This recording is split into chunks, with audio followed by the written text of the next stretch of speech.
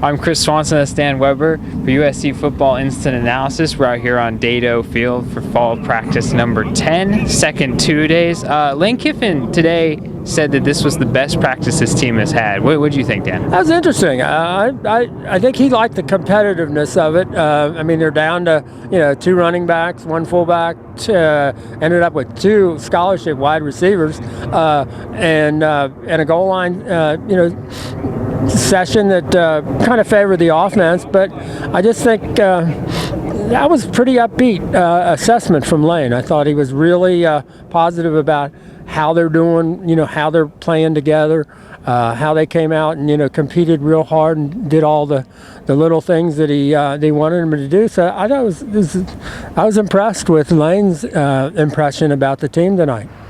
You mentioned 2 scholarship running backs. One of those is Buck Allen. He had a huge day today. He's amazing, I'll tell you. Lane, finally, I think we really, because Lane said, it happens when you change. You get a new, new position coach. Guy's been buried. Let's face it, this is the staff that kind of buried him.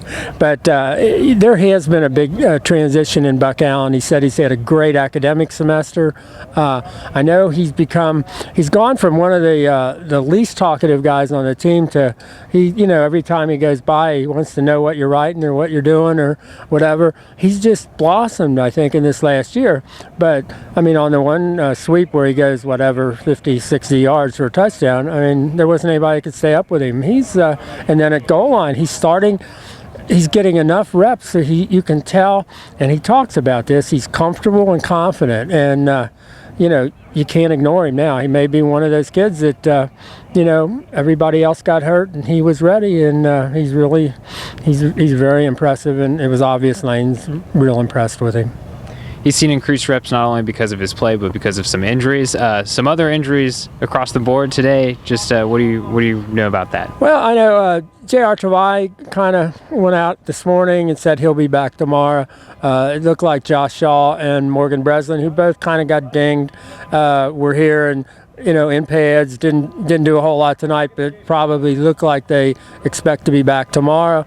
Darius Rogers got at the end, got banged on the shoulder, had an ice pack on there, and then he headed off before he left the field. So we'll see. I mean, you don't want them all to be at the same positions, and so with them concentrating on I know I looked over there once and there were 4 wide receivers: Marquise Lee, Stephen Mitchell, George Katriba, walk-on, who's done a real nice job, and trying to think who the 4th one was, but we had 4.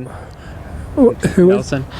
Yeah, I guess it was. And that's Nelson didn't really get to do anything tonight, but we have no idea what that was all about. But so you had 4 wide receivers standing there watching, and basically just 3 scholarship guys ready to go. So you hope that that concentration of those things doesn't end up at any one position where, although they've made it work for him at both fullback.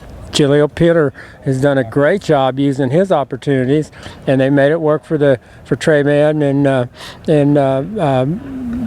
Buck Allen. I mean, it's just so maybe it'll work at wide receiver also. It might work. It was great to see Devon come back after missing a few days and get healthy and make some plays tonight. And Lane said, hey, he noticed that. So we'll see how this works out. Yeah, we will see tomorrow if anyone else gets that shot.